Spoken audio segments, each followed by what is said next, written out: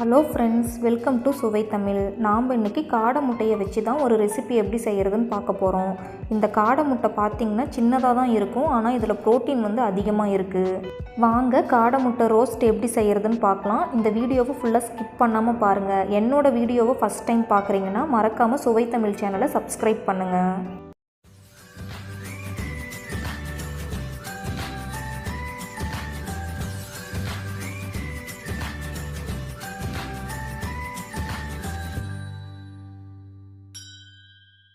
First முட்டையை வேக வச்சுக்கோங்க. அதுக்கு ஒரு பாத்திரத்தில் முட்டை மூழ்கிற அளவு தண்ணி சேர்த்துக்கோங்க. காடை முட்டை பார்த்திங்கன்னா இந்த சைஸ் தான் இருக்கும். உங்களுக்கு எத்தனை முட்டை தேவையோ அத்தனை முட்டை உள்ளே சேர்த்துக்கோங்க. நான் 12 முட்டை எடுத்திருக்கேன்.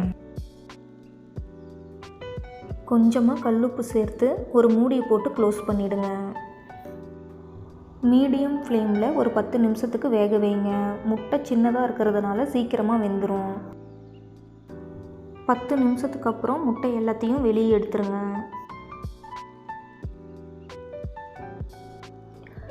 முட்டையெல்லாம் சூடு ஆறுனதும் முட்டையோட மேல் ஓட்டை எடுத்துருங்க.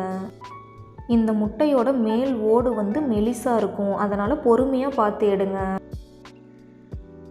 முட்டை ரோஸ்ட் செய்யறதுக்கு மசாலாவை எல்லாம் அரைச்சிக்கலாம். அதுக்கு ஒரு பேனில் 1 டீஸ்பூன் கொத்தமல்லி விதை, 1/2 டீஸ்பூன் சோம்பு, 1/2 டீஸ்பூன் சீரகம், 1/2 டீஸ்பூன் மிளகு, 1 துண்டு பட்டை, 2 லவங்கம், 1 ஏலக்காய், 1 வரமிளகாய், 1 நட்சத்திர சோம்பு.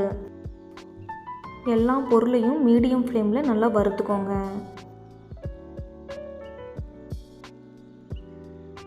வறுத்த எல்லா பொருளையும் ஆறுனதும் மிக்ஸி ஜாரில் சேர்த்து தண்ணி ஊற்றாமல் பவுடர் மாதிரி அரைச்சிக்கோங்க.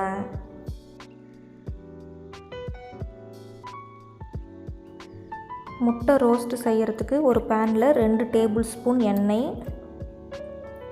எண்ணெய் சூடாகிறதுக்கு முன்னாடி 1/4 டீஸ்பூன் மஞ்சள், 1/2 டீஸ்பூன் மிளகாய்த்தூள், தேவையான அளவு உப்பு சேர்த்து 3ஐயும் நல்லா கலந்து விடுங்க. இதில் வேக வச்ச முட்டையை சேர்த்து நல்லா கலந்து விடுங்க. இந்த மாதிரி செய்யும்போது முட்டையில் மசாலா எல்லாம் நல்லா இறங்கி சாப்பிடும்போது முட்டை நல்லா டேஸ்ட்டாக இருக்கும். லைட்டாக கோல்டன் கலர் வந்ததும் முட்டையை எல்லாத்தையும் வெளியே எடுத்துருங்க. அதே எண்ணெயில் 1 டேபிள் ஸ்பூன் எண்ணெய், 1 பிரிஞ்சி இலை, 1/4 டீஸ்பூனுக்கும் குறைவான அளவு கடுகு வெடித்ததும் 2 பெரிய வெங்காயத்தை கட் பண்ணி சேர்த்துக்கோங்க. வெங்காயம் நல்லா பொன்னிறம் ஆகிற வரைக்கும் வறுத்துக்கோங்க. இந்த அளவுக்கு வறுத்துக்கிட்டிங்கன்னா தான் எக்கோடு சேர்த்து சாப்பிடும்போது டேஸ்ட்டாக இருக்கும்.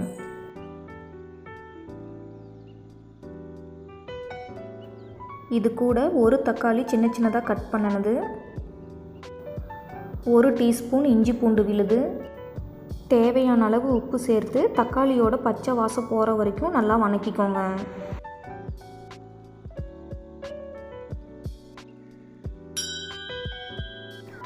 ஒரு கொத்து கருவேப்பிலை இலை, நம்ம வறுத்து அரைச்ச மசாலாவை சேர்த்து நல்லா மிக்ஸ் பண்ணி விடுங்க.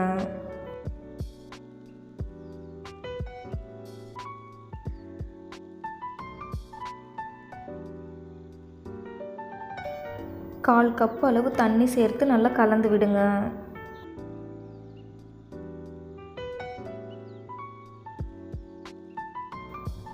கிரேவி திக்கானதும் நம்ம எண்ணெயில் ஃப்ரை பண்ண எக்கை இதில் சேர்த்துக்கோங்க.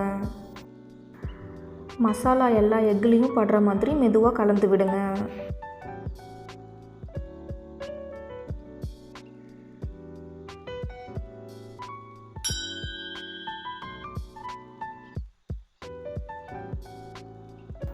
கடைசியாக கொஞ்சம் கொத்தமல்லி இலை தூவி ஸ்டவ்வை ஆஃப் பண்ணிவிடுங்க. நாம் சுவையான காடை முட்டை ரோஸ்ட் எப்படி செய்கிறதுன்னு பார்த்தோம். இதே மாதிரி நீங்களும் உங்கள் வீட்டில் செஞ்சு பாருங்கள். இந்த வீடியோ உங்களுக்கு பிடிச்சிருந்ததுன்னா லைக் பண்ணுங்கள், உங்கள் ஃப்ரெண்ட்ஸுக்கும் ஷேர் பண்ணுங்கள், கமெண்ட் பண்ணுங்கள். சுவை தமிழ் சேனலை சப்ஸ்கிரைப் பண்ணுங்கள்.